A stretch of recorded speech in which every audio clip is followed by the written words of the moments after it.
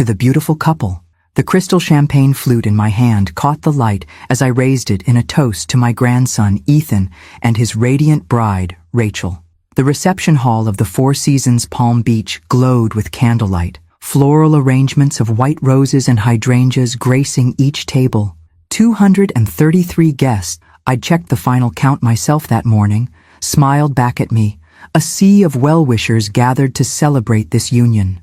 At 72, I'd witnessed many family milestones, but none filled me with such uncomplicated joy as seeing Ethan, who had overcome so much in his young life, find happiness with someone who clearly adored him. Their love story had unfolded during his medical residency.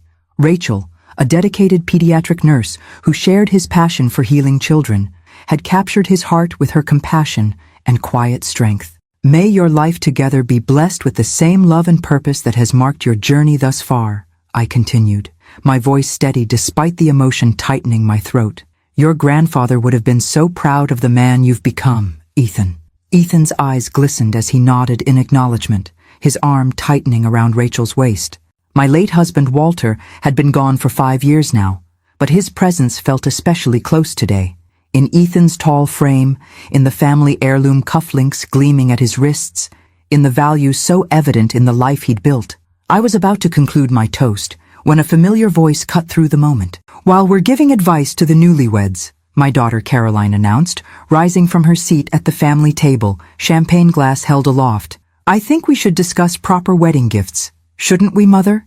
A ripple of uncertain laughter moved through the crowd. Caroline, at 51, was striking in a designer gown that probably cost more than most people's monthly mortgage payments. She'd always been beautiful, and always aware of it. 4 flutes of champagne had heightened the color in her cheeks and loosened whatever filter normally restrained her more acquisitive impulses. Caroline, I said quietly, perhaps we could discuss this later. She ignored me completely, her smile dazzling as she addressed the room. My son and his lovely bride are starting their life together, and they'll need a proper home, not some starter apartment in the city. My stomach tightened. I knew exactly where this was heading. Mother, Caroline continued, turning toward me with an expression of faux graciousness that did nothing to mask the demand in her eyes. Isn't it time you gave the Palm Beach house to Ethan and Rachel? What does a widow need with a 7-bedroom beachfront estate after all? The room fell silent. Even the waitstaff froze in their movements. At the head table, Ethan's face had drained of color, while Rachel stared down at her plate, mortified. The Palm Beach house had been in our family for 3 generations. Walter and I had purchased it from his parents, renovated it lovingly, and filled it with 45 years of memories. It was where we'd hosted our children's graduation celebrations, our grandchildren's birthday parties, where Walter had spent his final months gazing at the ocean he'd loved since childhood.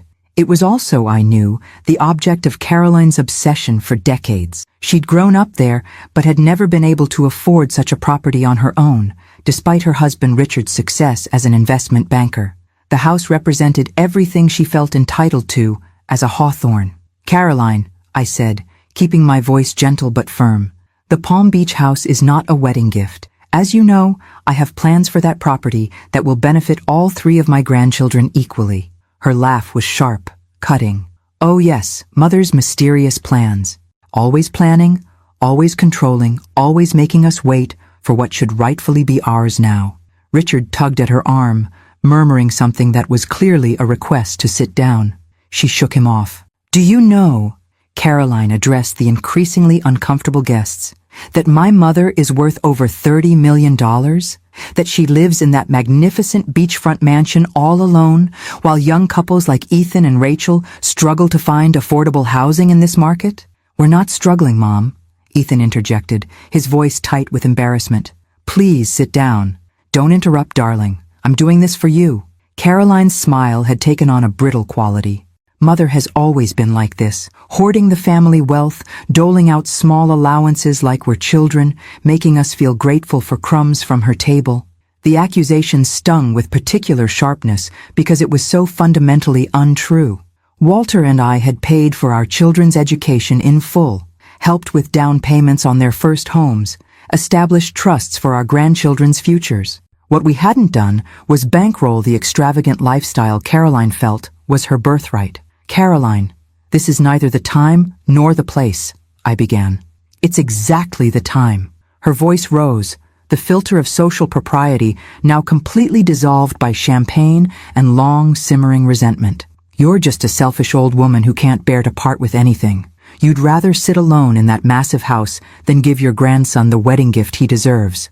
Gasps rippled through the reception hall. My son David half rose from his seat across the room, his expression thunderous, but his wife placed a restraining hand on his arm. Even the string quartet had stopped playing, the silence amplifying Caroline's words as they hung in the air. I felt 233 pairs of eyes fixed on me, waiting for my response to this public humiliation. My hands trembled slightly, but I clasped them together in my lap, a lifetime of composure under pressure serving me now. "Your attention, please," the wedding planner called desperately, trying to salvage the situation. "I believe the cake cutting is scheduled next." "Oh, let's not change the subject," Caroline overrode her. "Let's talk about how my mother uses her money to control all of us, how she dangles inheritances to make us dance to her tune, how she—" "That's enough." Ethan's voice, usually so gentle, cut through his mother's tirade with unexpected authority. He stood, his face flushed with a mixture of anger and mortification. "Mom, you're embarrassing yourself, and you're ruining our wedding reception." Caroline blinked, momentarily shocked by her son's rebuke. The momentary silence gave me the opening I needed. With deliberate calm, I opened the small beaded evening bag resting on my lap. Inside was an envelope I'd planned to present privately to Ethan and Rachel later that evening after the festivities concluded. But Caroline's outburst had forced my hand. "Perhaps," I said, my voice clear and steady despite the tension constricting my chest, "it's time I shared what's actually in my plans for the Palm Beach house." As I withdrew the cream-colored envelope embossed with the family attorney's return address, the entire reception hall seemed to collectively hold its breath. The envelope felt heavier than its physical weight as I held it before me, the attention of 233 guests pressing like a tangible force. Caroline's expression had shifted from righteous indignation to wary curiosity, her champagne flute now forgotten in her hand. "Mother," she said, attempting to reclaim control of the narrative, "this isn't necessary. We can discuss family matters privately." "You chose to make this public, Caroline," I replied quietly. "Now we'll finish it publicly." Ethan and Rachel exchanged a glance I couldn't quite interpret. Concern, perhaps, or resignation. My grandson had always been perceptive. He likely sensed the seismic shift about to occur in our family dynamic. I rose from my seat, smoothing the silk of my silver-blue dress, a gesture that gave me a moment to gather my thoughts. At 72, I'd learned that true power often resided in calm deliberation rather than reactive emotion. "For those who don't know me well," I began, addressing the roomful of guests, "I'm Margaret Hawthorne, Ethan's grandmother. My late husband Walter and I were blessed with financial success beyond anything we could have imagined when we started our technology company in the 1970s. The tension in the room remained palpable, but a different quality had entered it now, curiosity replacing the earlier discomfort. The Palm Beach house that my daughter mentioned has been in our family for 3 generations. It's where Walter spent his final days, where Ethan recuperated during his illness as a child, where our family has gathered for every important celebration for decades. I opened the envelope with steady fingers, removing several sheets of legal documentation. 6 months ago, I finalized arrangements to establish the Walter Hawthorne Foundation, dedicated to providing restorative retreats for children recovering from cancer treatment and their families. A murmur rippled through the crowd. From the corner of my eye, I saw Caroline's posture stiffen. "The Palm Beach house," I continued, "will serve as the Foundation's primary retreat facility, offering families the same healing environment that benefited our own family during Ethan's battle with leukemia at age 12. I turned directly to Ethan and Rachel, whose expressions had transformed from embarrassment to something deeper. "Ethan, you and Rachel were the first to know about this plan, which is why your request for donations to childhood cancer research in lieu of wedding gifts was so perfectly aligned with what your grandfather would have wanted." Caroline's face had drained of color as the implications of my words sank in. Not only was I not giving the Palm Beach house to Ethan as she'd demanded, but Ethan had already known about and apparently approved my plans for the property. "You knew?" she asked him, her voice barely audible over the hushed murmurs of the guests. You knew she was giving away our family home? Ethan straightened in his chair, his arm still around Rachel's shoulders. It's not being given away, Mom. It's being given purpose. Rachel and I will be serving on the foundation's board. We've already been working with Grandma's team on the renovation plans. The betrayal Caroline clearly felt was written across her features, her carefully maintained composure crumbling. But it's our family legacy, your inheritance. The house was never meant to be anyone's personal inheritance, I interjected gently. Walter and I always intended it to serve a greater purpose eventually. The foundation was his idea originally, something we discussed during his final months.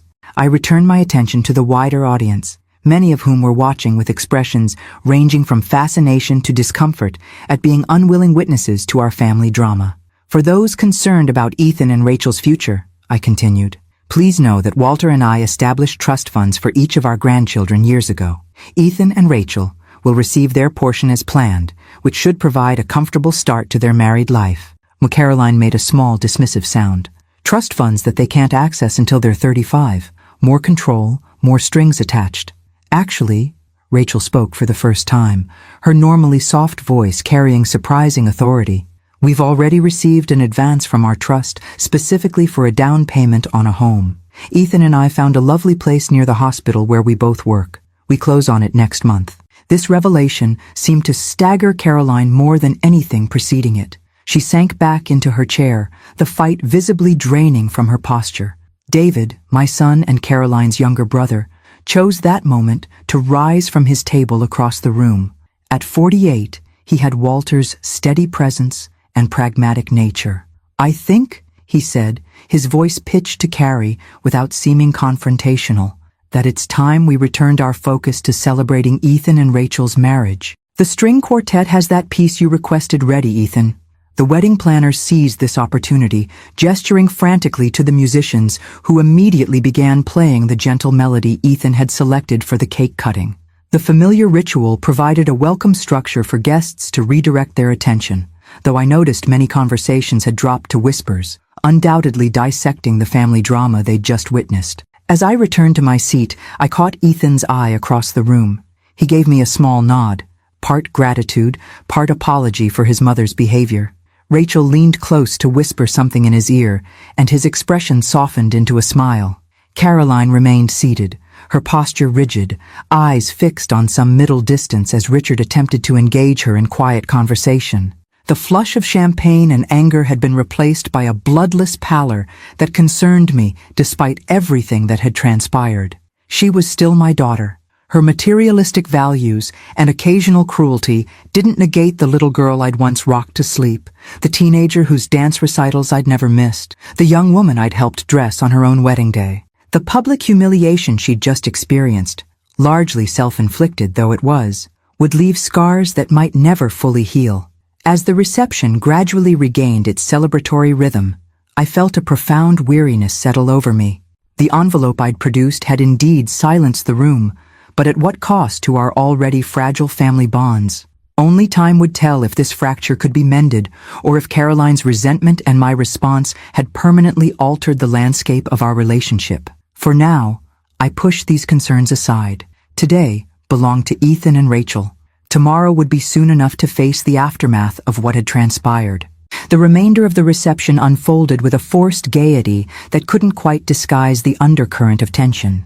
Guests laughed a bit too loudly, danced with exaggerated enthusiasm, and studiously avoided glancing toward the family table where Caroline sat in stony silence. By the time Ethan and Rachel departed in a shower of rose petals and well wishes, Caroline and Richard had already slipped away.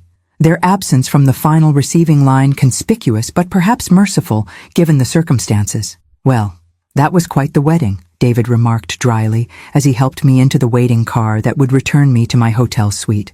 His wife, Jennifer, had gone ahead with their teenage daughter, leaving us a rare moment alone. Not exactly how I envisioned the evening unfolding, I admitted, settling against the leather seat with a sigh of exhaustion. I never intended to announce the foundation so publicly. Caroline didn't leave you much choice. David's tone held no judgment, just weary acceptance of his sister's behavior. Though I imagine this will be the main topic of conversation at the country club for months. The observation wasn't meant to wound, but I felt a pang nonetheless. Public spectacle had never been the Hawthorne way. Walter and I had built our fortune quietly, conducted our philanthropy discreetly, and taught our children to value substance over show. That one of those children had chosen to air family grievances before hundreds of witnesses felt like a personal failure on my part. "Do you think I handled it correctly?" I asked, suddenly needing my son's perspective. Was there a better way to respond?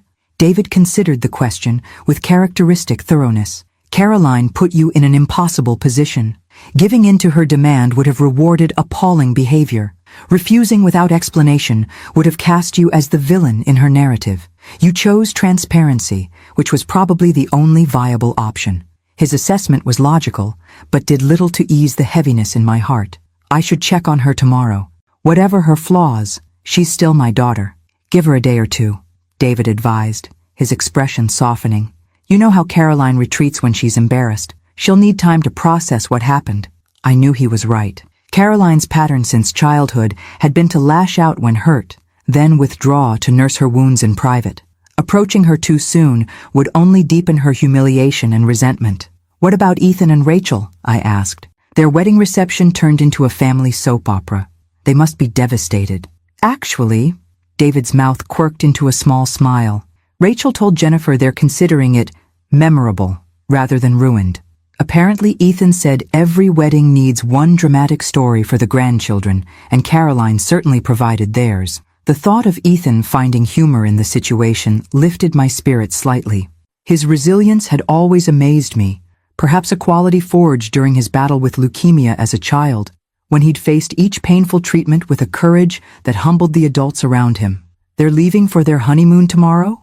I confirmed, mentally reviewing the schedule that had once been so clear in my mind before the evening's drama had scattered my thoughts. 2 weeks in Italy. Rachel's never been to Europe. David checked his watch. "They should be at the airport hotel by now, with an early flight tomorrow." When we reached my hotel, David insisted on escorting me to my suite, despite my protests that I was perfectly capable of finding my way. His protective instinct, so like his father's, warmed me even as I maintained I didn't need the assistance. "I'm 72, not 92, I reminded him as we rode the elevator. "Fully ambulatory and of sound mind, despite what your sister might imply." "Humor me," he replied with the same gentle stubbornness that had characterized Walter. "It's been a long evening for everyone, especially you."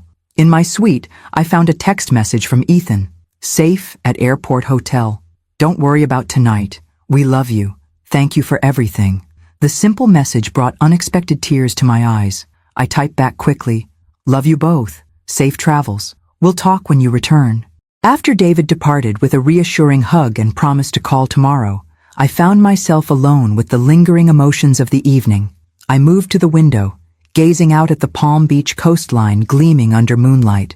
Somewhere in that silvery landscape sat the house that had become such a focal point of tonight's conflict. The Walter Hawthorne Foundation had been in development for over a year, with Ethan and Rachel intimately involved in the planning process from the beginning.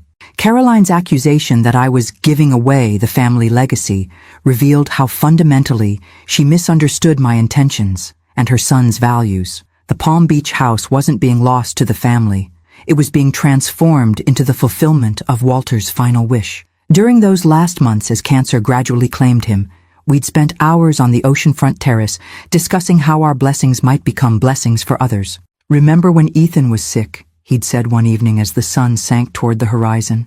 "How this place became his sanctuary between treatments. How the sound of the waves seemed to ease his pain when nothing else could." I did remember. Those terrible months when our 12-year-old grandson fought for his life, his small body ravaged by chemotherapy, his spirit somehow remaining unbroken. We'd converted the ground floor guest suite into a comfortable room for him, positioned his bed to face the ocean, and watched as the natural beauty outside his window seemed to nourish something essential within him. "Other children should have this," Walter had continued, his once powerful voice by then reduced to a whisper. "Other families need a place to heal together, away from hospital lights and disinfectant smells." The idea had taken root, growing stronger even as Walter weakened. By the time he died, the foundation existed as a concept, a promise I'd made to him that I fully intended to fulfill. Caroline had never known about these conversations. She'd visited dutifully during Walter's illness, but always briefly, always visibly uncomfortable with the physical realities of his decline. She hadn't been present for those sunset talks, those whispered dreams of a legacy beyond material wealth. Perhaps that explained, at least partially, her inability to understand why the house wouldn't simply be passed down as a private residence. She'd missed the context, the emotional genesis of the foundation concept. As I prepared for bed, my phone chimed with another message, this one from David.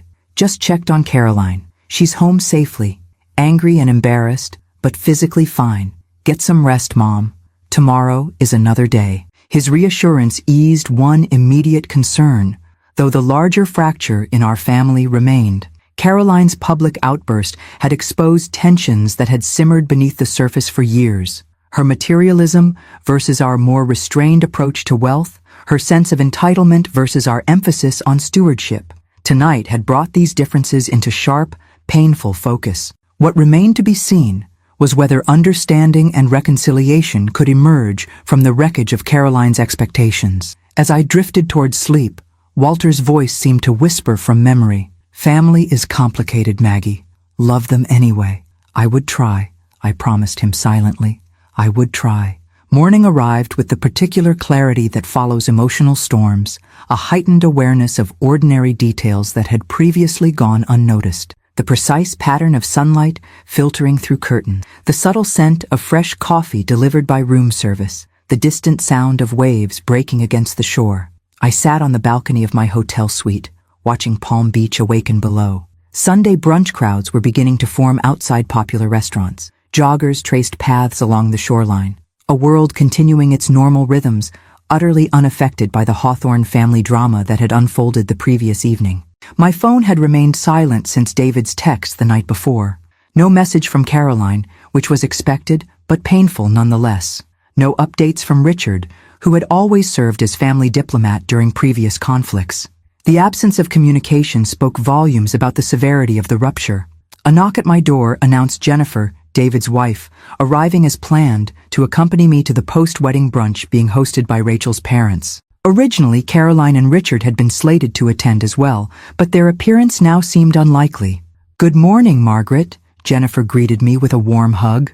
At 52, she carried herself with the natural grace that came from her years as a professional dancer before transitioning to teaching. "How are you holding up?" "Managing," I replied honestly, though dreading facing everyone after last night's spectacle. Jennifer's expression was sympathetic, but firm. "You have nothing to be embarrassed about. Caroline created the situation, not you." "Perhaps," I acknowledged, gathering my handbag, "but I'm still the mother who failed to instill better values in her daughter." "That's not fair to yourself," Jennifer countered as we headed toward the elevator. "Caroline has made her own choices as an adult. David turned out wonderfully with the same upbringing." The observation was meant to comfort, but it only underscored the question that had haunted me for decades. Where had I gone wrong with Caroline? How had the same parental guidance that produced David's grounded perspective resulted in his sister's materialistic entitlement? The brunch venue, an elegant restaurant overlooking the intracoastal waterway, had been decorated with the same white and blue hydrangeas from the wedding. Rachel's parents, Robert and Susan Mitchell, greeted guests with the relaxed warmth of people relieved that their hosting duties were nearly complete. Margaret, Susan embraced me with genuine affection. We'd developed a comfortable relationship during the wedding planning process, bonding over shared values and mutual adoration of Ethan and Rachel. "We missed you at the rehearsal dinner. How are you feeling?" The question was loaded with subtext. Susan had witnessed Caroline's behavior at the reception, along with everyone else. Her inquiry encompassed both genuine concern and diplomatic acknowledgement of the situation. "Much better, thank you," I replied, matching her tactful approach. A minor migraine had kept me from the rehearsal dinner, a blessing in disguise given what had transpired at the reception. "The wedding was beautiful. You and Robert did a marvelous job with everything." Susan squeezed my hand.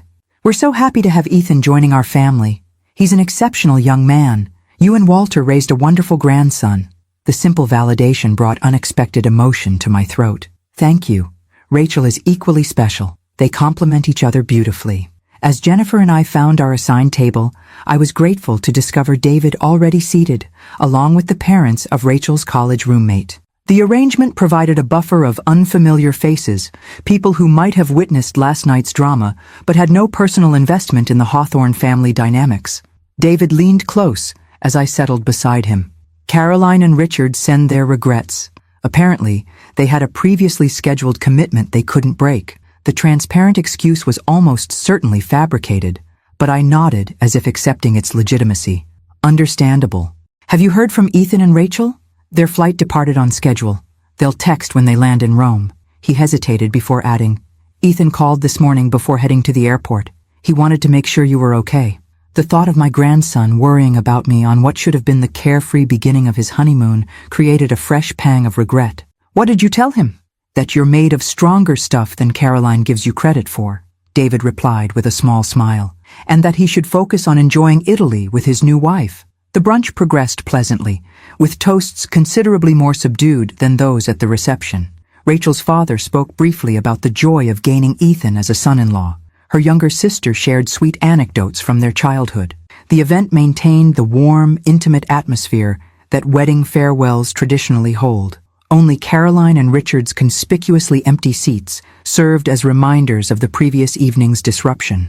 Several guests glanced discreetly in my direction, their expressions a mixture of curiosity and sympathy that I pretended not to notice. They'll find something new to gossip about soon enough, Jennifer murmured, as we enjoyed slices of the remaining wedding cake, repurposed as brunch dessert. Palm Beach social circles have the attention span of goldfish when it comes to scandals. Her attempt at reassurance missed the mark slightly.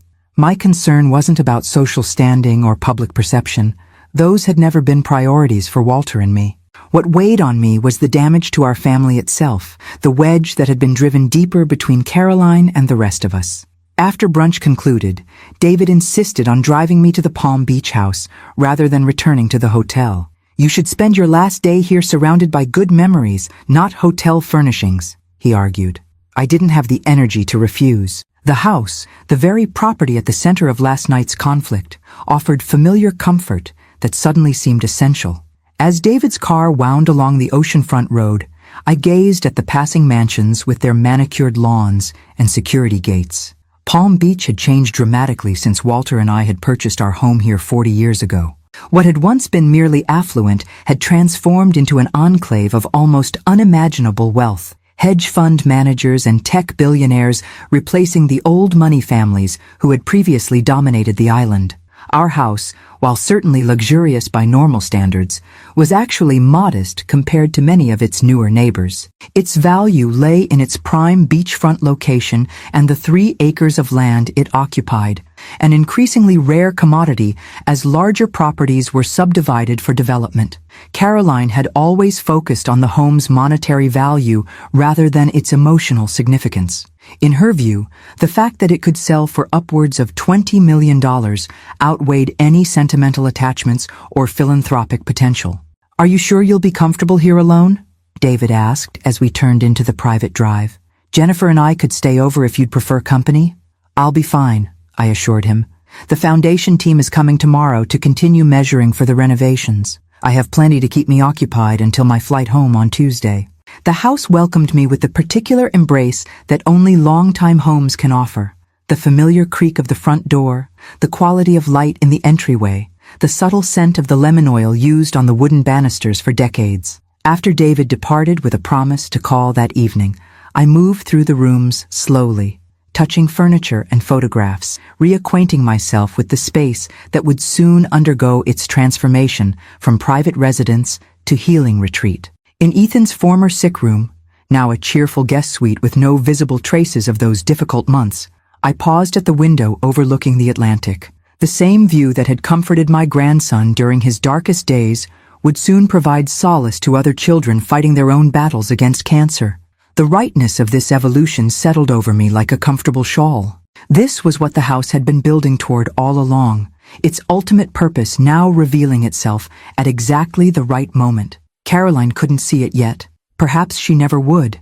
But Ethan understood, and that knowledge brought its own measure of peace. Tomorrow would bring foundation representatives, architectural discussions, and practical matters. Tonight, I would simply be present with memories, both painful and precious, that these walls contained. "We're doing the right thing, Walter," I whispered to the empty room.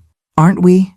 Only the rhythmic sound of waves answered, but somehow it was enough. 3 days later, I was back in my primary residence in Boston, a comfortable but unpretentious townhouse in Beacon Hill that had been home since Walter and I downsized 12 years earlier. The emotional whiplash of the wedding weekend had left me craving the familiar routines that anchored my daily life. Morning coffee in the small garden courtyard, correspondence handled at my antique writing desk, afternoon walks through the public garden. "Mrs. Hawthorne, there's a delivery for you," announced Mrs. Sullivan, the housekeeper who had been with me since Walter's illness. She appeared in the doorway of my study, where I'd been reviewing foundation documents. The arrangement that arrived was unmistakably from Caroline. Enormous white hydrangeas identical to those from the wedding, artfully combined with blue delphiniums in a crystal vase I recognized from her dining room. The card attached bore her distinctive handwriting, the pressure of her pen leaving slight indentations in the thick paper. "Mother, I behaved abominably at Ethan's wedding. There is no excuse for my actions, though champagne and misunderstanding contributed to my poor judgment. May we speak when you feel ready? Caroline." No explicit apology, I noted, just an acknowledgement of behavior and a tentative request for conversation. From Caroline, this represented significant humility. Her usual approach to conflict involved either righteous defensiveness or icy withdrawal until the other party made amends. I studied the arrangement thoughtfully. The flowers were beautiful but impersonal, the kind she might send to a business associate after a minor faux pas, not a daughter's peace offering after publicly humiliating her mother. Still, they represented a first step, however tentative. "Would you like me to find a place for these, Mrs. Hawthorne?" Mrs. Sullivan asked, her carefully neutral tone suggesting she had her own opinions about Caroline's behavior, but was too professional to express them. "The dining room table, please," I decided. "They'll brighten the space nicely." After she departed with the arrangement, I considered my response. Should I call Caroline immediately? Wait a day to indicate I wasn't overly eager? The calculations felt exhausting and slightly ridiculous at my age. 72 years on this earth should have elevated me beyond such adolescent chess moves. I reached for my phone and dialed Caroline's number directly. "Mother." Her voice held surprise and a hint of wariness. "I didn't expect to hear from you so soon. The flowers are lovely," I said simply. "Thank you." An awkward silence followed, stretching just long enough to become uncomfortable before Caroline spoke again. "I thought perhaps we could have lunch, or tea if you prefer, to discuss things." "Lunch would be nice," I agreed. "Are you free tomorrow?" We arranged to meet at a small French bistro equidistant from our homes, neutral territory that wouldn't give either of us the psychological advantage of home turf. After ending the call, I sat quietly for several minutes, contemplating what might actually be accomplished through this meeting. Caroline's behavior at the wedding hadn't emerged from nowhere. It represented decades of simmering resentment regarding money, perceived favoritism, and divergent values. One lunch wouldn't resolve such deeply rooted issues, but perhaps it could begin a more honest dialogue than we'd managed in years. That evening, a text arrived from Ethan, a photo of him and Rachel in front of the Trevi fountain, their faces glowing with happiness. "Greetings from Rome." The hotel concierge somehow found us a table at that impossible-to-book restaurant Rachel's been dreaming about, having the time of our lives. I smiled at their evident joy, relieved that the wedding drama seemed far from their thoughts. In response, I sent only, "You both look radiantly happy. Enjoy every moment. No mention of Caroline, no updates about family tension." Their honeymoon deserved to remain unshadowed by concerns they could do nothing about from thousands of miles away. The following day, I arrived at the bistro 10 minutes early, a habit Walter had instilled through 47 years of marriage. "Punctuality is respect made visible," he'd often said, particularly when the children complained about his insistence on leaving for events with time to spare.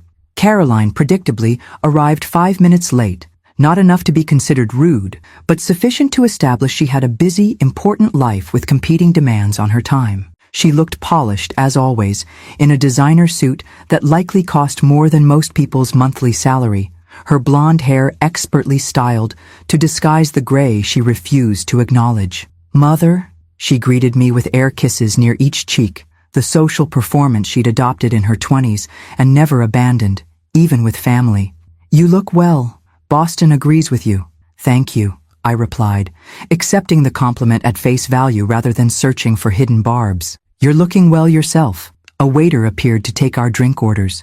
Sparkling water for me, white wine for Caroline. The ritual of studying menus and placing orders provided a convenient distraction from the conversation we were both ostensibly here to have. Only after our appetizers arrived did Caroline finally address the elephant in the room. "I want to apologize for my behavior at the wedding," she said, her voice carefully modulated.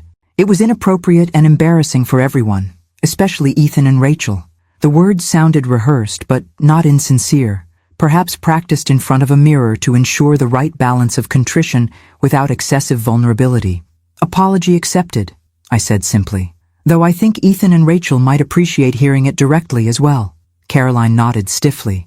"I've sent them a message, and a rather extravagant addition to their honeymoon, a private yacht excursion along the Amalfi Coast when they reach that portion of their trip. Typical Caroline, attempting to purchase forgiveness rather than having a difficult conversation. Still, it represented effort, which was more than I had honestly expected. "That's generous," I acknowledged. "I'm sure they'll enjoy the experience." Another silence descended as we attended to our food. I waited, giving Caroline space to direct the conversation toward whatever she truly wanted to discuss. Eventually, she set down her fork and met my gaze directly. "Why didn't you tell me about the foundation plans?" she asked, her tone more genuinely curious than accusatory. Finding out that way, in front of everyone, with Ethan already knowing, it felt like a deliberate exclusion. The question deserved an honest answer. Initially because the foundation was still taking shape legally and logistically. Later because I anticipated exactly the reaction you had. Disappointment and anger that the house wouldn't become private family property. "You could have prepared me," she countered, "given me time to adjust to the idea before the public announcement." "Perhaps," I conceded, "though I hadn't planned to announce it at the wedding at all. That was a response to your public demand." Caroline had the grace to look momentarily abashed. The champagne was a factor, and I genuinely believed you were being unnecessarily withholding about the house, that you were using it as a control mechanism. The accusation, even stated more calmly now, still stung. "Caroline, when have I ever used money or property to control you or your brother? We paid for your education, helped with your first home purchase, established trusts for your children. Walter and I were generous while still encouraging self-sufficiency." "It felt controlling," she insisted. "The way you and Dad were always so private about finances, so insistent on modest lifestyles despite your wealth, like you didn't trust us to handle the truth about the family resources." This perspective genuinely surprised me. What Walter and I had viewed as teaching sensible values around money, Caroline had experienced as secretive control. The gap in perception was illuminating, if troubling. "That was never our intention," I said carefully. "We wanted you and David to develop your own work ethic, your own relationship with money that wasn't defined by family wealth." Caroline's laugh held little humor.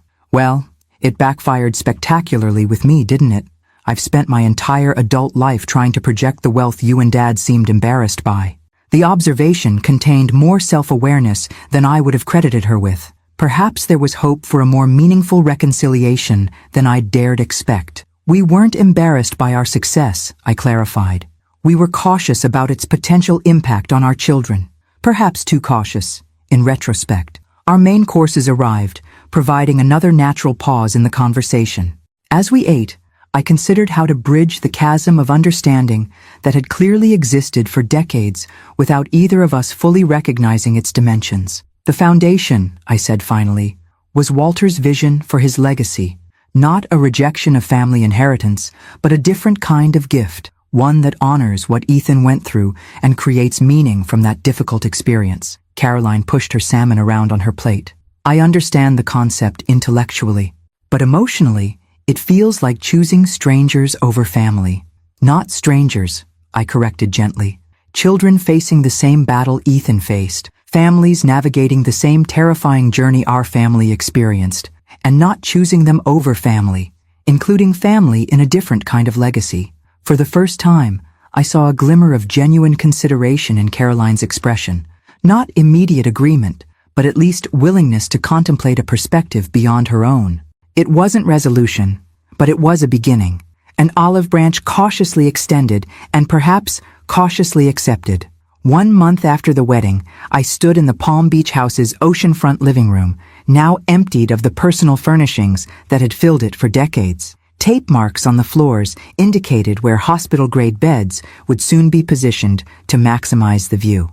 The room's dimensions had been carefully measured to ensure accessibility for wheelchairs and medical equipment without sacrificing the aesthetic warmth that made the space healing rather than institutional. The contractor confirms we're still on schedule for the September opening, reported Lisa Townsend, the foundation's newly hired executive director. A former hospital administrator with expertise in pediatric oncology care, she brought both professional knowledge and personal passion to the project. Her own daughter was a childhood cancer survivor. Excellent, I replied, studying the architectural renderings spread across the temporary folding table that now served as our workspace. And the staff housing renovations on the north wing? Slightly ahead of schedule, Lisa confirmed. The conversion from guest suites to staff apartments was simpler than initially estimated. We should be able to accommodate 6 full-time care coordinators and a rotating medical team. The transformation of the house was progressing with remarkable efficiency. What had once been a private family sanctuary was steadily evolving into a carefully designed healing retreat that would serve hundreds of families in the coming years. The foundation's board, comprising medical professionals, childhood cancer survivors, and family members, including Ethan, Rachel, and David, had approved the final plans 2 weeks earlier.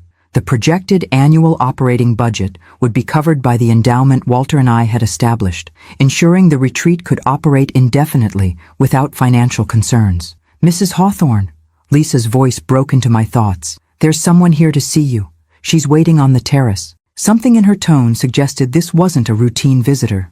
Did they give a name? Your daughter, Caroline. She said you were expecting her. I wasn't, in fact, expecting Caroline. We'd had several cautious phone conversations since our lunch meeting, but she'd shown no interest in visiting the house during the renovation process. Her appearance now was surprising, particularly without advance notice. Thank you, Lisa. I'll go speak with her. The terrace, Walter's favorite space in the entire house, stretched across the ocean side of the property, its travertine surface weathered by decades of salt air and Florida sunshine. Caroline stood at the far end, gazing out at the Atlantic, her posture rigid despite the casual linen dress she wore. This is an unexpected pleasure, I said as I approached, keeping my tone neutral but welcoming. Caroline turned, her expression difficult to read behind oversized sunglasses. I was in Palm Beach for a charity committee meeting. Thought I should see what's happening here firsthand. Progress, I noted silently. A month ago, she would have described the foundation work as what you're doing to our family home, rather than the more neutral, what's happening here. I'm happy to show you around, I offered, though it's very much a construction zone at the moment. She removed her sunglasses, revealing eyes that held wariness, but not the open hostility I might have expected earlier. I'd like that, actually, to understand the plans better. For the next 45 minutes, I guided Caroline through the partially renovated spaces, explaining each area's intended purpose in the foundation's mission. The former family bedrooms being converted to patient suites with medical accommodations discreetly integrated into the design. The kitchen being expanded to serve both nutritional and teaching functions. The library transformed into a resource center for families navigating cancer treatment options. Caroline remained largely silent, absorbing the information without commentary. Only when we reached Ethan's former sick room did she finally speak unprompted. I remember how he looked in that bed, she said quietly, staring at the space where her son had spent so many painful days, so small against the pillows, tubes everywhere. I was terrified every time I visited. The admission surprised me. Caroline had always seemed detached during Ethan's illness, making brief, perfunctory visits and finding reasons to leave quickly. I'd attributed her behavior to selfishness rather than fear. We were all terrified, I acknowledged. It's why this foundation matters so much to Ethan. He remembers how this place gave him something the hospital couldn't, a sense of normalcy, of life continuing beyond treatment rooms and medical procedures. Caroline moved to the window, touching the frame lightly. He used to count dolphins from this spot, said it gave him something to look forward to each morning. I didn't know that, I admitted, moved by this glimpse into private moments between mother and son that I hadn't been privy to. There's a lot we don't know about each other's experiences, isn't there? Caroline's questions seemed genuine rather than accusatory. Even within the same family, we each lived through Ethan's illness differently. The observation contained more insight than I would have expected from my typically self-focused daughter. That's true of most significant family events, I think. We all experience them through our own particular lens. Caroline nodded, still gazing out at the ocean. I've been thinking about that since our lunch. How differently we've viewed the same family history, the same decisions about money and property. And what conclusions have you reached? I asked carefully. That I've been angry about things that weren't actually happening, she said after a long pause. I've been fighting against financial control that wasn't really being exerted, resenting decisions that weren't actually about me at all. The admission, so counter to Caroline's usual defense mechanisms, momentarily left me speechless. Before I could formulate a response, she continued. When I saw the plans for this place, what you're creating here, she gestured toward the architectural renderings I'd shown her. It's not what I would have chosen, but I can see why it matters to Ethan, why it would have mattered to Dad. It would have, I confirmed softly. It was his vision as much as mine. Caroline turned from the window to face me directly. I still wish you'd told me earlier, included me in the planning process somehow, but I understand now why you didn't. The acknowledgement was as close to an apology as Caroline was likely to offer for her behavior at the wedding. I accepted it in the spirit intended, without pressing for more explicit contrition. Would you be interested in seeing the educational component plans? I asked, offering a bridge toward greater involvement. The foundation will include programs for medical students specializing in pediatric oncology. Your experience on the hospital auxiliary board might provide valuable insight. It was a small opening, a specific limited invitation rather than a general appeal for participation. Caroline's expertise in fundraising and event planning for the hospital was genuine, one of the few areas where her social connections and organizational skills served a purpose beyond self-promotion. I'd like that, she said, surprising me again with her ready acceptance. Richard keeps saying I need more meaningful projects now that the children are grown. We moved back inside, where Lisa was directing a team measuring for custom cabinetry in what would become the medical supply area. She glanced up with evident curiosity as Caroline and I entered. Lisa, this is my daughter Caroline, I introduced them. She has extensive experience with hospital auxiliary programs that might be relevant to our educational initiatives. Perhaps you could share those proposal documents when you have a moment. Of course, Lisa replied smoothly. Though I caught the flicker of recognition in her eyes, she had undoubtedly been briefed about the wedding incident by Foundation board members. We're actually discussing that component at next week's committee meeting. Would you be interested in attending, Mrs. Bradford? Please, call me Caroline, my daughter responded with the social grace that had always come naturally to her. And yes, I'd be interested, schedule permitting. As they exchanged contact information, I observed the interaction with cautious optimism. Caroline's involvement with the foundation wouldn't magically resolve all our differences or heal decades of misunderstanding, but it represented possibility, a potential path toward mutual respect that had seemed unimaginable in the aftermath of the wedding. Later, as we walked toward our respective cars in the circular driveway, Caroline paused, her expression thoughtful. For what it's worth, Mother, I am sorry about the wedding, not just for the public embarrassment, but for what it revealed about my own materialistic tendencies. We all have our blind spots, I said gently. Even at 72, I'm still discovering mine. Ethan sent me some photos from the Amalfi Coast yesterday, she continued, changing the subject to safer territory. They look ridiculously happy. As newlyweds should, I agreed, grateful for this small exchange of family information that indicated normal relationships might eventually resume. Caroline hesitated before adding, I told him about visiting the foundation site, about possibly getting involved with the educational program. He seemed pleased. The uncertainty in her voice revealed how much Ethan's approval mattered to her, despite the confident facade she typically presented to the world. In that moment, I glimpsed the vulnerable mother beneath the polished exterior, a woman who, like me, sometimes worried about her adequacy in that most challenging of roles. "He values your support," I said, offering the reassurance she seemed to need.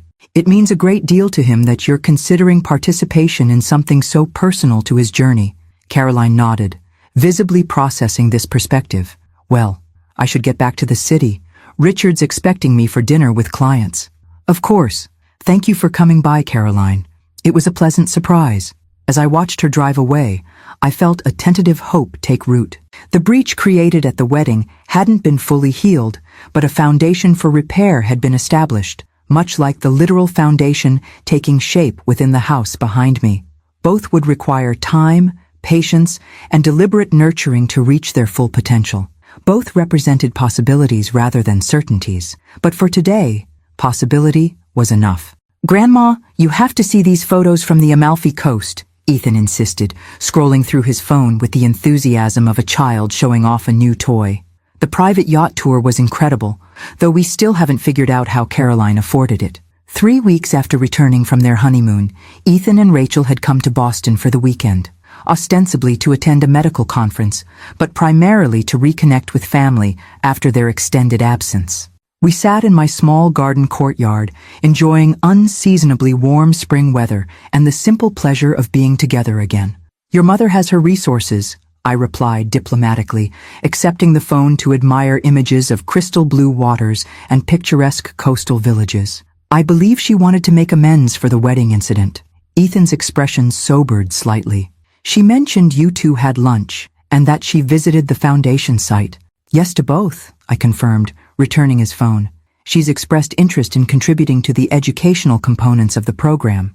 "That's unexpected," Rachel observed, her natural diplomacy not quite concealing her surprise.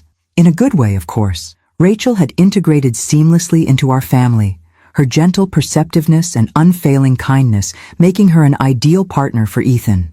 Today she looked particularly radiant, her honeymoon tan complementing the simple sundress she wore. "Caroline is making an effort," I said carefully. "I think the wedding confrontation forced some uncomfortable self-reflection." Ethan nodded thoughtfully. "She called us while we were in Rome, didn't exactly apologize directly, but admitted she'd been inappropriately focused on material considerations, which for Mom is practically sackcloth and ashes." His assessment made me smile despite the seriousness of the topic. Ethan had always possessed an uncanny ability to distill complex situations to their essence, a quality that undoubtedly served him well as a diagnostic physician. "How do you feel about her potential involvement with the foundation?" I asked, genuinely curious about his perspective.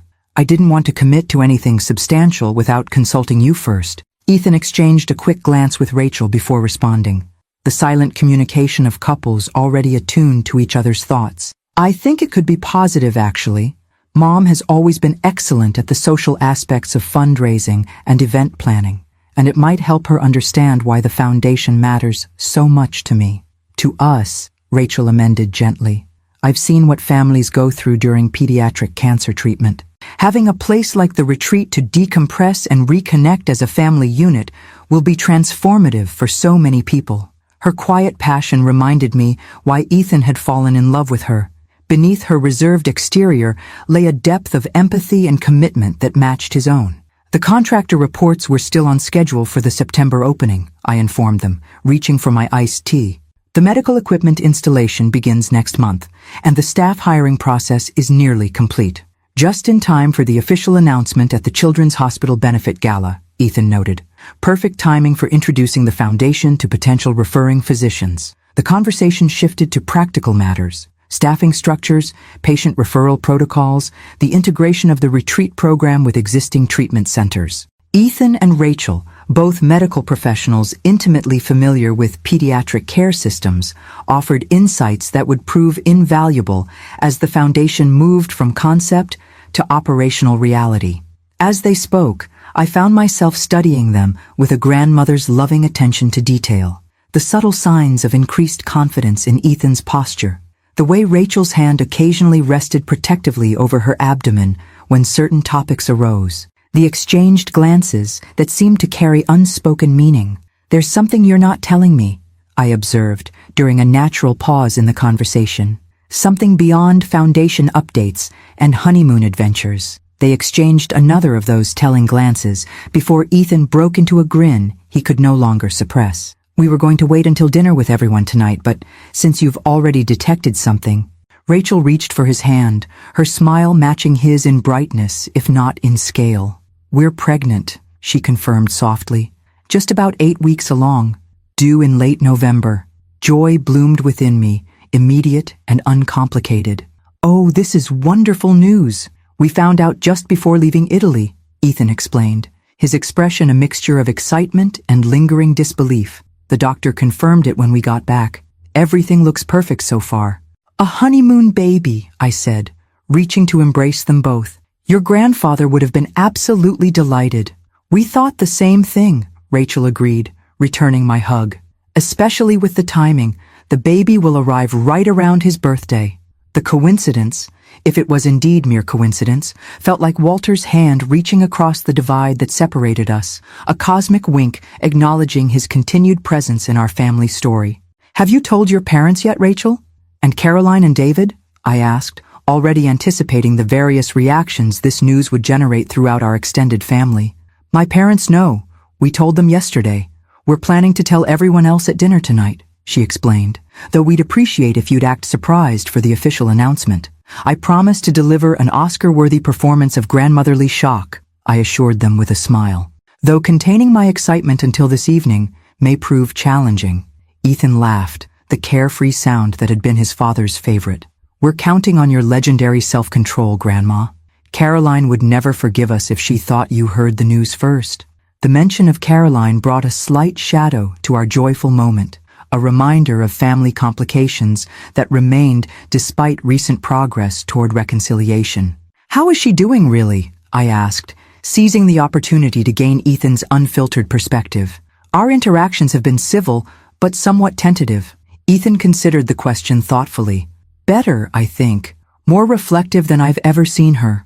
The wedding incident seemed to trigger something, maybe embarrassment, maybe genuine regret. Either way, she's making an effort to be less Caroline-like. His diplomatic phrasing made Rachel smile, despite her usual reluctance to criticize her mother-in-law. She's called me 3 times since we got back, just to check in. No agenda, no subtle digs about my career or our living situation, just actual conversation. This development surprised me almost as much as the pregnancy announcement. Caroline had never made much effort with her children's partners, viewing them as either strategic assets or unfortunate necessities depending on her assessment of their social and financial value. That's encouraging, I said cautiously, though major personality transformations rarely happen overnight. Oh, she's still Caroline, Ethan confirmed with a knowing smile. Last week she sent us a list of appropriate preschools to consider for a child who won't be born for another 7 months. But there's a new self-awareness beneath the usual behavior, like she's catching herself in the middle of old patterns. The assessment aligned with my own observations during our recent interactions. Caroline still exhibited her lifelong materialistic tendencies and social climbing instincts, but now with occasional moments of self-correction that suggested emerging insight. Speaking of tonight's dinner, Rachel said, checking her watch, we should probably head back to the hotel to freshen up. Caroline mentioned dressing appropriately for the venue 3 separate times when she confirmed the reservation.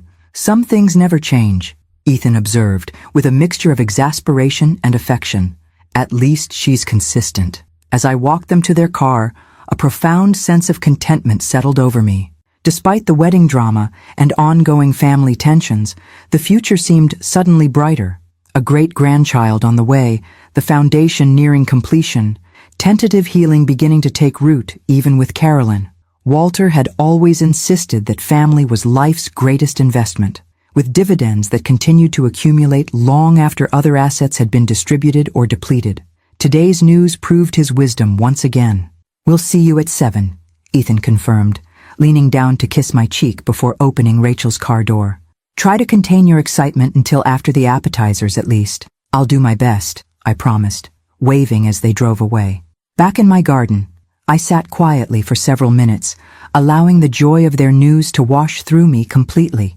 A great grandchild, new life emerging just as the foundation, Walter's final vision, was taking physical form. The timing felt providential rather than coincidental, a reminder that endings and beginnings were often different perspectives on the same moment in time. Fontana's, one of Boston's most exclusive restaurants, gleamed with understated elegance. Crisp white tablecloths, softly glowing sconces, discreet waitstaff moving with practiced efficiency between tables. Caroline had chosen the venue, naturally. Her selections always communicated status rather than comfort, impression rather than intimacy.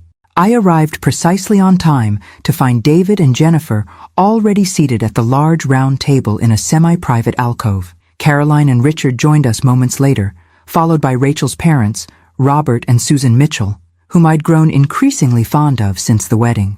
"Margaret, you look lovely," Susan greeted me warmly, her genuine affection a welcome contrast to Caroline's air kisses and social performance. The Mitchells represented a different approach to wealth than either branch of the Hawthorne family.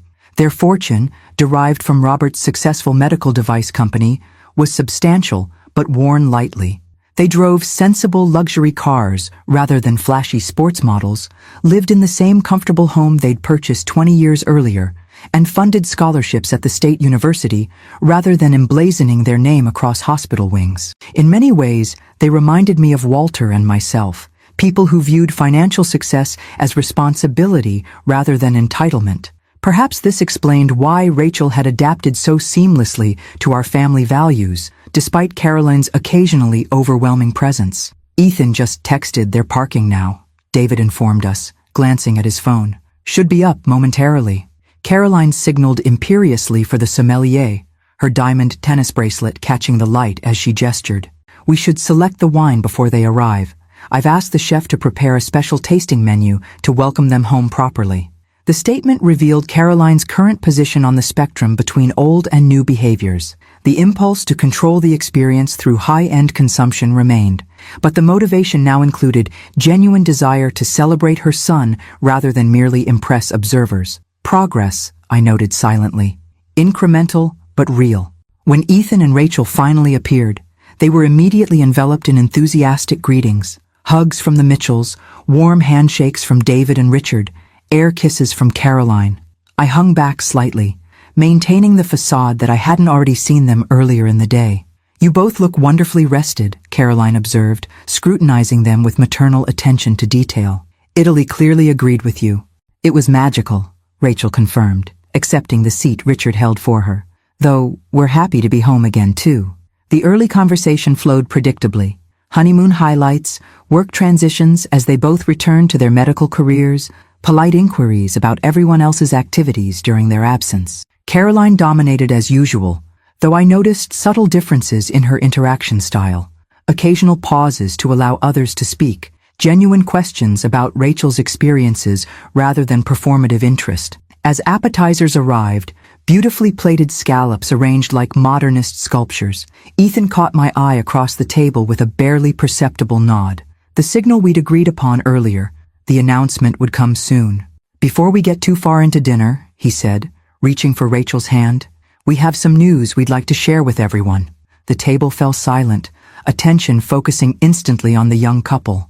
Rachel's mother Susan straightened slightly, a flicker of anticipation crossing her features that suggested maternal intuition might have already provided a hint of what was coming. "Rachel and I," Ethan continued, his voice steady despite the emotion visible in his eyes, "are expecting a baby in late November."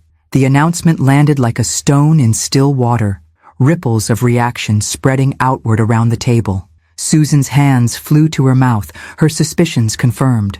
Robert beamed with grandfatherly pride. David and Jennifer exchanged delighted glances. Caroline, I noticed, had gone perfectly still, her expression frozen in a state of processing I recognized from childhood, the look she'd worn when absorbing information that required recalibration of her expectations or plans. "A baby," she repeated finally, her voice uncharacteristically soft. "I'm going to be a grandmother." The simplicity of her response, stripped of her usual social performance, revealed how genuinely the news had affected her. For perhaps the first time in decades, Caroline had been rendered momentarily authentic by surprise. "We had the 8-week checkup yesterday," Rachel explained, glowing with contained joy. "Everything looks perfect so far." "Due in November?" Susan asked, clearly calculating the timeline. "So you conceived?" "In Italy," Ethan confirmed with a smile. "Somewhere between Rome and the Amalfi Coast. A honeymoon baby," Richard observed, raising his wine glass. "That calls for a toast." As glasses were raised around the table, I watched Caroline carefully, curious how she would navigate this unexpected transition to grandmother status. At 51, she was relatively young for the role, but had always defined herself primarily through status markers that didn't include grandmotherhood. "To the newest Hawthorne," Richard offered, ever the diplomat, "and to the wonderful parents-to-be." "The newest Hawthorne," Caroline echoed, her composure returning as she lifted her glass. Then, in a moment of surprising vulnerability, she added, "I only wish Dad were here for this." The simple acknowledgement of Walter's absence, something Caroline rarely referenced directly, created a moment of shared emotion around the table. Even Robert and Susan Mitchell, who had never met my late husband, seemed moved by the recognition of his place in our family constellation. "He would have been overjoyed," I said softly, "especially with the timing. The baby is due very near his birthday." Ethan nodded, his expression reflective. "We thought the same thing when we calculated the due date. It felt like more than coincidence somehow." "I'm going to need to completely rethink the guest bedroom," Caroline announced suddenly, her practical planning instinct asserting itself through emotion. "It needs to be converted to a proper nursery before November." Rachel exchanged an amused glance with Ethan before responding diplomatically. "That's very thoughtful, Caroline, though we probably won't be traveling with the baby immediately." "Nonsense!" Caroline dismissed this practical consideration with a wave of her hand. "Holidays are for family gatherings. The baby will need a proper space in our home from the beginning." The familiar controlling tendency might have been irritating in another context, but tonight it carried a different quality. The channeling of genuine excitement into tangible preparation, Caroline's particular way of expressing care through environmental management. As main courses arrived and conversation continued to flow around baby-related topics, I observed the subtle shifts in family dynamics occurring before my eyes. Caroline and Susan Mitchell, previously cordial but distant, were suddenly united in shared grandmother status, comparing notes on baby gear and nursery essentials. David was offering paternity leave advice to Ethan based on his own experience. Richard and Robert had discovered a mutual interest in establishing education funds for the coming grandchild. The pregnancy had created new connective tissue between previously separate family units, bridges forming across divides that had seemed unbridgeable just months earlier. "You're quiet tonight, Margaret," Richard observed during a natural pause in conversation. "Everything all right?" "Just enjoying the moment," I replied truthfully, "watching my family grow in more ways than one." His perceptive gaze suggested understanding beyond my simple explanation. Richard had always been the most emotionally intelligent member of Caroline's immediate family, often serving as translator between his wife's material expressions of love and others' different emotional languages. "It's been quite a year already," he acknowledged. "The wedding, the foundation progress, and now a baby on the way. Life continues to unfold in unexpected directions." The observation perfectly captured what I'd been feeling but hadn't articulated, the sense of life's persistent forward motion, bringing new possibilities even amid complicated relationships and unresolved tensions. As dessert was served, an elaborate chocolate creation Carolyn had apparently prearranged with the chef, Ethan rose with his water glass in hand. "One more announcement," he said, drawing the table's attention once again. "Rachel and I have been talking about how we want to honor this new chapter in our family's story." Rachel nodded encouragingly as he continued. "We've decided to establish a permanent endowment within the Walter Hawthorne Foundation, a special fund specifically dedicated to supporting siblings of cancer patients during treatment. Children who are often overlooked in the crisis, but deeply affected nonetheless. The thoughtfulness of their decision touched me deeply." Ethan had often spoken about how his own illness had impacted his younger cousins, who had struggled with reduced attention and disrupted routines during his treatment. "The Walter Hawthorne Family Support Fund," Ethan continued, his voice steady with conviction, "ensuring that entire families receive the care they need during the most challenging times." Caroline, to my surprise, was the first to respond. "That's a beautiful idea, Ethan. Truly meaningful." Her voice carried genuine appreciation rather than the social performance I might have expected. "Your father would have been proud." The simple statement, offered without dramatic flourish or performative emotion, suggested a depth of understanding I hadn't credited Caroline with possessing. Perhaps her involvement with the foundation planning was indeed creating shifts in perspective that went beyond surface accommodation. As the evening wound toward conclusion, I found myself filled with quiet optimism about our family's future, still complex and occasionally challenging, but moving gradually toward greater understanding and connection.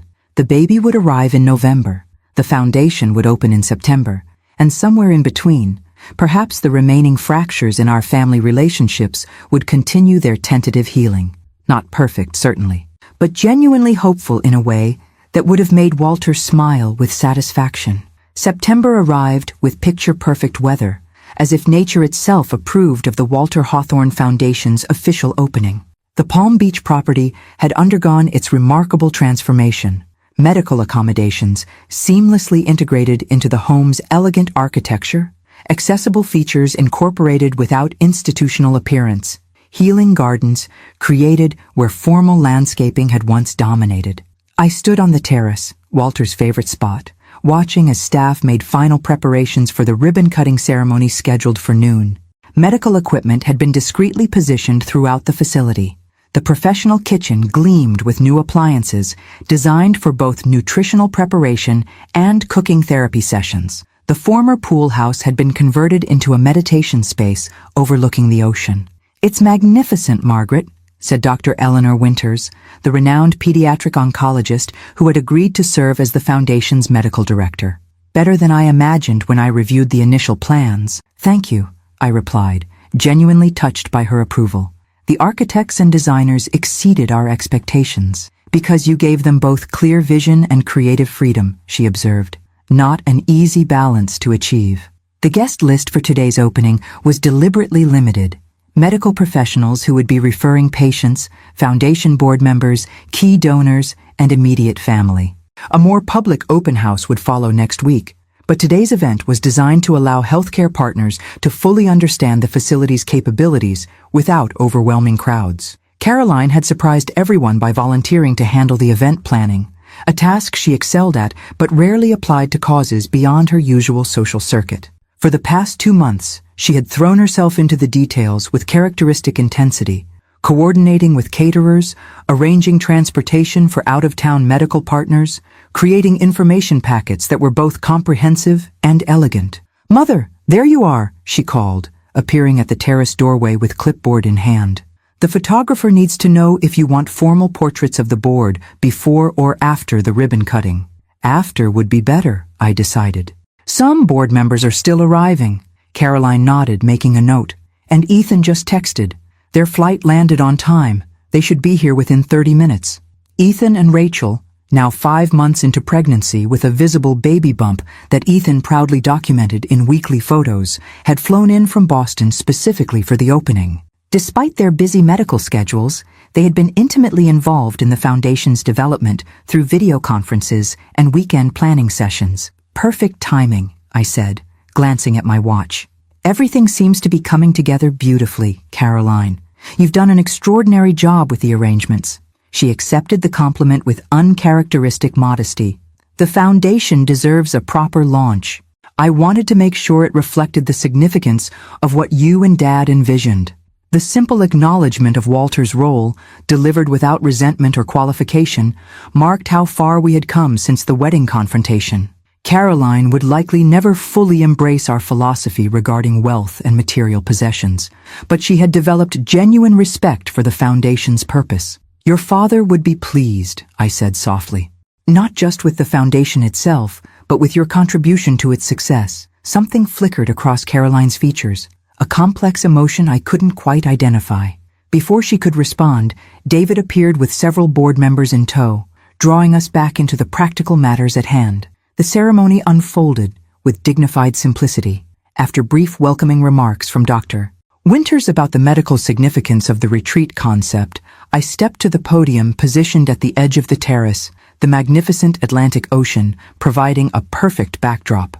The Walter Hawthorne Foundation welcomes you to this new chapter in pediatric cancer support, I began, my voice steady, despite the emotion tightening my throat. What you see around you represents not just a building transformed, but a vision fulfilled. From my position, I could see the entire gathering, medical professionals in formal attire, foundation staff in matching navy blazers, family members seated in the front row. Ethan and Rachel had arrived just in time, slipping into chairs beside Caroline and Richard. David and Jennifer sat with their teenage daughter, who was documenting everything with her phone camera for a school project on philanthropy. When my late husband Walter first suggested converting our family home into a healing retreat, he spoke of creating a place where medical necessity could coexist with family normalcy, I continued, where children fighting cancer could temporarily escape the clinical environment of hospitals without sacrificing needed care, where families stressed by treatment protocols could reconnect in peaceful surroundings. A murmur of appreciation rippled through the audience. Several oncologists nodded in understanding, their professional experience confirming the need for exactly this type of facility. Today, that vision becomes operational reality. Beginning next week, the foundation will welcome its first families, 3 children at various stages of treatment, along with their parents and siblings. Here they will find not just medical support, but opportunities for family healing that transcend the physical aspects of cancer care. I paused, gathering myself for the most personal part of my remarks.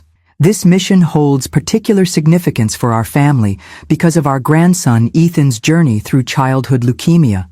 This very house served as his sanctuary between treatments, a place where he could feel normal even when his body was fighting an abnormal battle. Ethan's eyes met mine across the gathering, his expression a mixture of pride and remembered pain. Rachel's hand rested protectively on her growing belly, a gesture that linked past struggles with future hopes. Walter didn't live to see this day, but his vision infuses every aspect of what we've created here. The Walter Hawthorne Foundation represents his belief that meaningful legacy isn't measured in assets retained, but in lives transformed. From the corner of my eye, I saw Caroline's posture shift slightly at these words. Not tension, but recognition, perhaps even acceptance of a perspective she had once rejected entirely. I invite you now to join us in officially opening this facility, I concluded, moving toward the ceremonial ribbon stretched across the main entrance. Not as a replacement for critical hospital care, but as an essential complement to the healing journey. Dr. Winters joined me at the ribbon, along with Ethan representing both the board and his personal experience as a childhood cancer survivor. The oversized scissors made a satisfying snick as we cut the blue silk ribbon together, official photographers capturing the moment from multiple angles. Applause erupted from the gathered crowd as staff opened the doors wide, inviting guests to tour the transformed space that would soon welcome its first patient families. As I stepped back from the formal portion of the ceremony, Caroline appeared at my side, her expression uncharacteristically vulnerable. "I understand now," she said quietly. Her voice meant only for me. "What you and Dad were trying to create. It's not about giving away family assets, it's about extending family purpose." The insight, delivered without drama or performance, affected me more deeply than any elaborate apology could have. Caroline had finally grasped the fundamental principle that had guided Walter's and my decisions about wealth and legacy. "That's exactly right," I confirmed, momentarily too moved for further elaboration. She nodded, a certain peace settling over her features. "I still wish I'd known earlier, been part of the planning from the beginning, but I can see now why this matters to Ethan, to all of us really." Before I could respond, we were surrounded by well-wishers and medical partners, eager to discuss the facility's capabilities. The moment of connection with Caroline transitioned seamlessly into the professional responsibilities of the day, but its significance remained with me as we moved through the remainder of the opening events. Later, as guests enjoyed a catered lunch on the terrace, I found myself momentarily alone, watching the gathering from a quiet corner. The foundation staff looked sharp and purposeful in their new uniforms. Medical partners engaged in animated discussions about patient referral protocols. Family members mingled comfortably with board members and donors. "Penny for your thoughts," came Ethan's voice as he approached, 2 glasses of sparkling water in hand. "You looked miles away just now." Just absorbing the moment, I replied, accepting the offered drink. Seeing all the pieces finally come together. Ethan nodded, his gaze sweeping over the gathering. Grandpa would have loved this, seeing his concept become reality, watching how it's already bringing people together around a shared purpose. He would have, I agreed. Though I think he'd be equally pleased by the family healing that's happened alongside the foundation development. Mom's transformation has been something to witness, Ethan observed, watching Caroline across the terrace as she graciously introduced 2 pediatric specialists to a major donor. I never expected her to engage so genuinely with the foundation concept. People can surprise us, I said, especially when given the opportunity to connect with something larger than themselves. Ethan's hand came to rest briefly on my shoulder, a gesture of affection and respect that reminded me powerfully of Walter. You never gave up on that possibility, even when it seemed unlikely. That patience is as much your legacy as this building. The observation touched me deeply, particularly coming from this grandson who had faced mortality far earlier than any child should. His perspective carried the weight of someone who understood the true value of time and relationship. As the opening day transitioned into evening and guests gradually departed, I found myself back on Walter's favorite terrace, watching the same ocean sunset he had loved for decades. The house no longer belonged to us in a technical sense. It was now foundation property, dedicated to a purpose beyond private family use. Yet somehow, in transforming its function, we had preserved its essence more authentically than any other approach could have achieved. The Walter Hawthorne Foundation would carry forward the values that had always infused this space: healing, connection, the restoration that comes from beauty and peace intentionally shared. Not everyone would have understood or approved of our choice, but standing there as twilight settled over the property's new incarnation, I felt Walter's presence and approval as tangibly as the ocean breeze against my skin. "We did it," I whispered to his memory. "It's everything you imagined." And somewhere in the gathering darkness, I could almost hear his response. "No, Maggie, it's more." November arrived with the crisp clarity that only New England autumn's truly perfect. Golden light slanting through partially bare trees, mornings edged with frost, afternoons warmed by lingering summer memories. In my Boston townhouse, I moved through familiar routines with heightened awareness, my phone never far from reach. Rachel had entered her 39th week of pregnancy. The baby, a boy they'd discovered during the 20-week ultrasound, could arrive any day now. "No signs of imminent labor," Ethan reported during our morning check-in call, though Rachel says she'll evict him personally if he doesn't make an appearance by the weekend. I smiled at the image of my normally gentle granddaughter-in-law issuing eviction notices to her unborn child. "First babies often take their time. Your father was 2 weeks late, much to your grandmother's dismay." "That's exactly what Mom keeps telling Rachel," Ethan said with a laugh. One of the few instances where Caroline's advice has actually been reassuring rather than stress-inducing.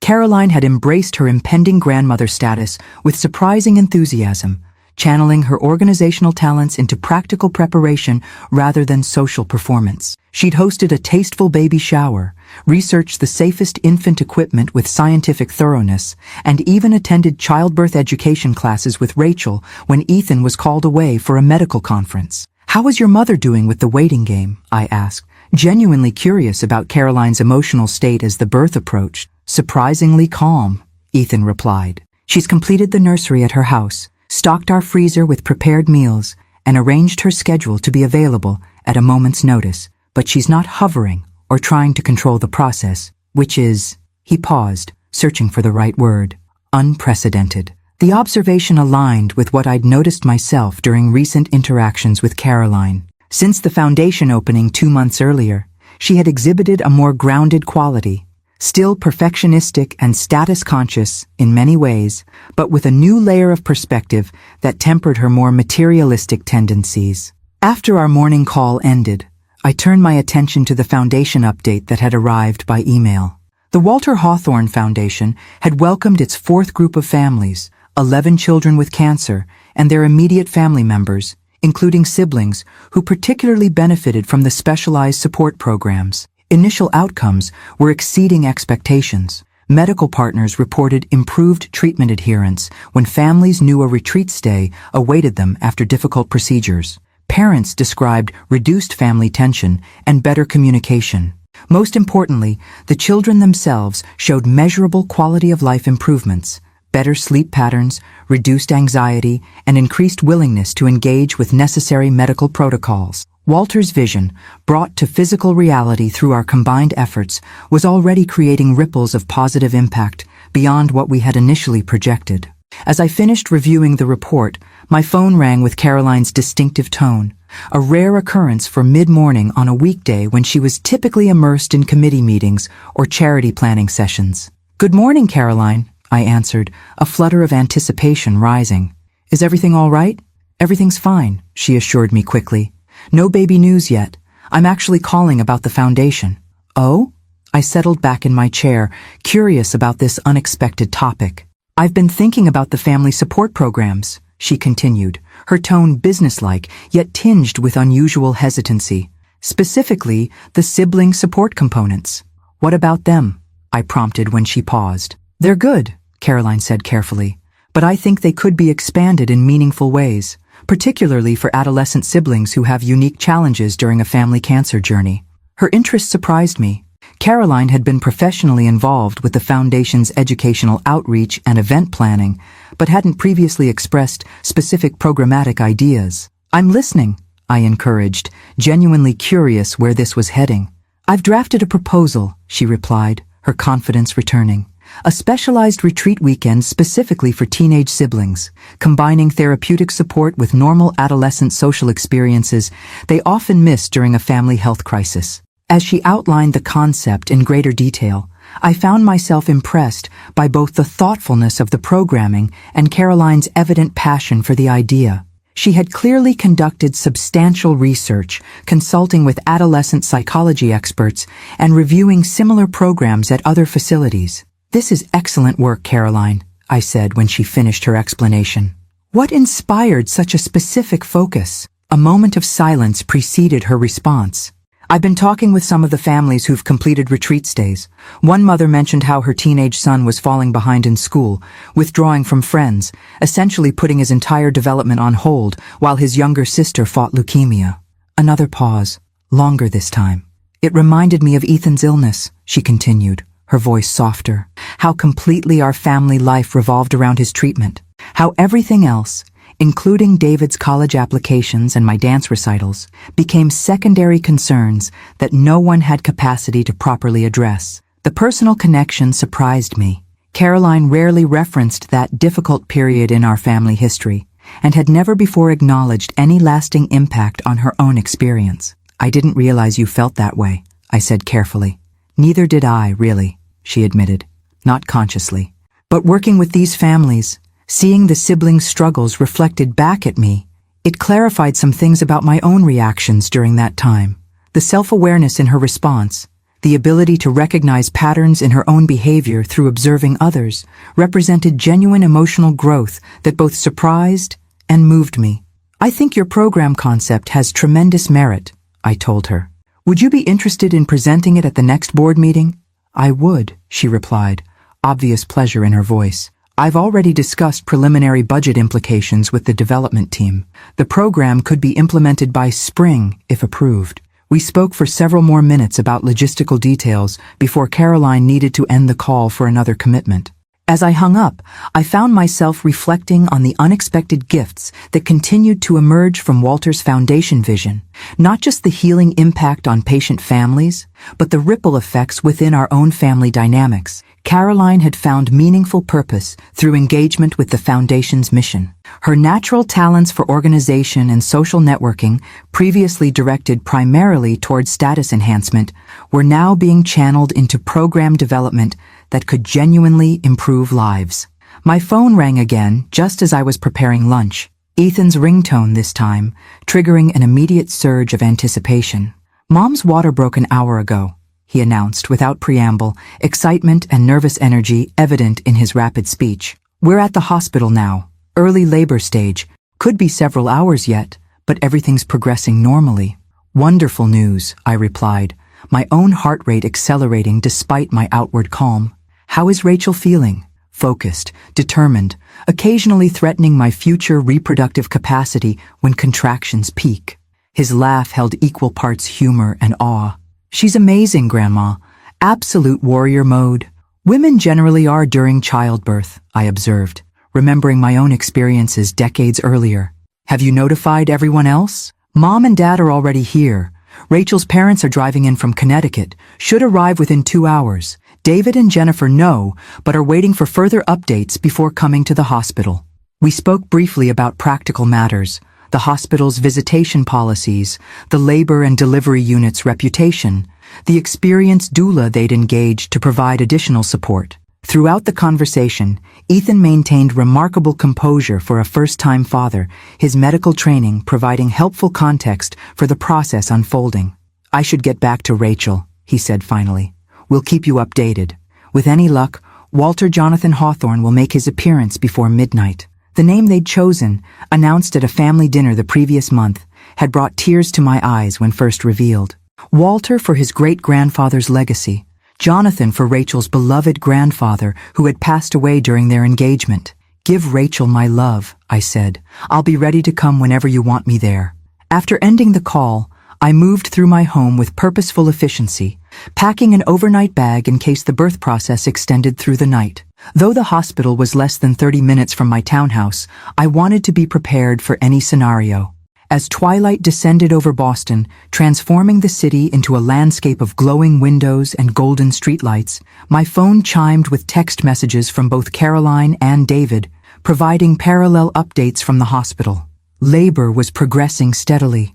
Rachel was navigating contractions with remarkable focus. Medical staff were pleased with all vital signs for both mother and baby. At 9:47 p.m., the message I'd been waiting for arrived. A photo of Rachel cradling a swaddled newborn, Ethan beside them with an expression of wonder I'd never before seen on my grandson's face. The accompanying text from Caroline was uncharacteristically simple. Walter Jonathan Hawthorne, 8 lbs, 2 Oz, 21 inches, perfect in every way. Born at 9:32 p.m. on his great-grandfather's birthday. The timing registered like an electrical current through my body. November 17th, Walter's birthday. The coincidence, if indeed it was mere coincidence, felt like a cosmic acknowledgement, a thread connecting generations across the divide of mortality. You planned this somehow, didn't you? I whispered to Walter's memory, tears blurring my vision as I studied the image of our first great-grandchild. Always did have a flair for the dramatic gesture. By the time I arrived at the hospital the following morning, baby Walter had already been examined by pediatricians, admired by both sets of grandparents, and photographed extensively by various family members. I found Rachel sitting up in bed, looking tired but radiant, the newborn sleeping peacefully in her arms. Grandma Margaret, she greeted me with a warm smile. Come meet your namesake. My namesake? I asked, confused as I approached the bed. I thought his name was Walter Jonathan. Walter Jonathan Margaret Hawthorne, Ethan clarified, appearing from the adjoining bathroom. We added your name as his third. It seemed right to honor both of you. The unexpected inclusion of my name alongside Walter's brought fresh emotion to a heart already overflowing. As Rachel carefully transferred the sleeping infant to my arms, I studied his tiny features with wonder. The delicate eyelashes, the perfectly formed fingernails, the rosebud mouth that occasionally twitched in sleep. He has the Hawthorne chin, observed Caroline, who sat in a corner armchair looking unusually relaxed, despite having been at the hospital all night. And Rachel's nose, I think. Definitely Rachel's nose, agreed Susan Mitchell from nearby, where she and Robert had been quietly supportive throughout the birth process and aftermath. As I held this new life, this continuation of our family story, I was struck by the gathering of people in the hospital room. Caroline and Richard, Susan and Robert Mitchell, David and Jennifer, who had arrived early that morning, all united by connection to this small being who represented future possibilities beyond anything we could imagine. I wish your grandfather could see you, I whispered to the sleeping infant. He would be so proud of the family surrounding you today. He sees, Caroline said unexpectedly, her voice soft but certain. I believe that completely. Coming from my typically pragmatic, non-sentimental daughter, the statement carried particular weight. I looked up to find her watching me with an expression of unusual vulnerability. "Last night, waiting for the baby," she continued, "I found myself talking to Dad in my head, telling him about the Foundation's progress, about the new program I'm developing, about this little one about to join us, and I could feel him listening somehow." She shrugged slightly, embarrassed by her own disclosure. "That probably sounds ridiculous." "Not ridiculous at all," I assured her, our eyes meeting in rare perfect understanding. I talked to him regularly. As morning progressed into afternoon, I observed the easy interaction between Caroline and Susan Mitchell as they coordinated food deliveries and visitor scheduling, the comfortable conversation between Richard and Robert about newborn care and grandfatherly duties, the natural teamwork of our blended family units creating support around Ethan, Rachel, and baby Walter.